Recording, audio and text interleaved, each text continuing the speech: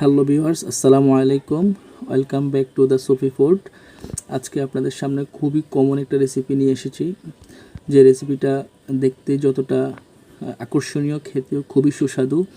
আপনারা ঘরে বসে এই রেসিপিটা তৈরি করতে পারেন, আপনার ফ্যামিলি মেম্বারের সামনে শেয়ার করতে পারেন। আপনারা চাইলে খুব সহজে ঘরে বসে কিভাবে এই রেসিপিটা তৈরি করবেন, চলুন আজকে আপনাদেরকে দেখাই। কিছু টিপস অ্যান্ড ট্রিক্স ফলো করলে আপনারা খুব সহজে, খুবই সুস্বাদু করে আপনাদের এই রেসিপিটা তৈরি করে নিতে পারেন।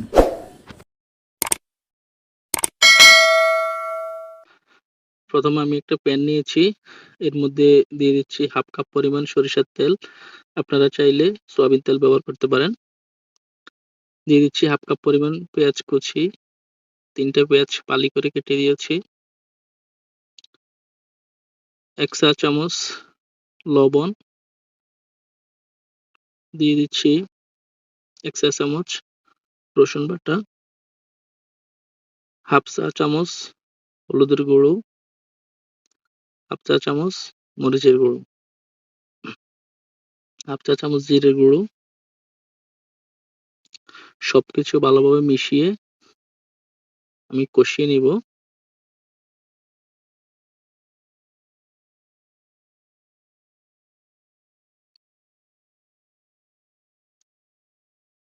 এই পর্যায়ে এসে দিয়ে দিব টমেটো। আমি থেতলে নিয়েছি। আপনারা চাইলে, আমি 3টে টমেটো থেতলে নিয়েছি, ছোট টমেটো।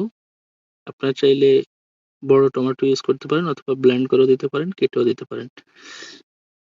এখন দিয়ে দিব 1 কাপ পরিমাণ পানি। মশলাটাকে আমি ভালোভাবে জাল করে নিব। সাথে আমি দিয়ে দিব আলু পাতা। আমি কিছু আলু পাতা কুচি করে কেটে নিয়েছি। আপনারা চাইলে অন্য পাতাও ইউজ করতে পারেন, আলু ইউজ করলেও করতে পারেন, কোনো সমস্যা নেই। এ পর্যায়ে আমি দিয়ে দিচ্ছি 400 গ্রাম কাচকি মাছ। আমি 400 গ্রাম কাচকি মাছ ভালোভাবে ধুয়ে পেট পরিষ্কার করে কেটে পানি ঝরিয়ে নিয়েছি।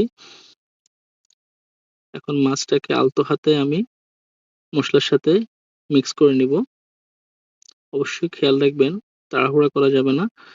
আলতো হাতে মিক্স করে নিবেন। চুলোর আঁচটা মিডিয়াম আঁচে রাখবেন। রেখে এখন আমি একটু পানি দিয়ে দিব।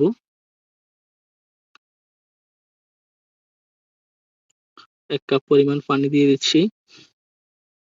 পানি দিয়ে আমি এটাকে ভালোভাবে পানিটা শুকিয়ে নিব। ঢাকনা দিয়ে রেখেছি। পানি অনেকটাই শুকিয়ে এসেছে। এ পর্যায়ে আমি আরেকটু পানি শুকিয়ে নিব। আলতো হাতে মাছটাকে একটু নেড়ে চেড়ে দিব। বেশি তাড়াহুড়া করা যাবে না, মাছটা ভেঙে যেতে পারে। এখন দিয়ে দিচ্ছি ধনিয়া পাতা কুচি।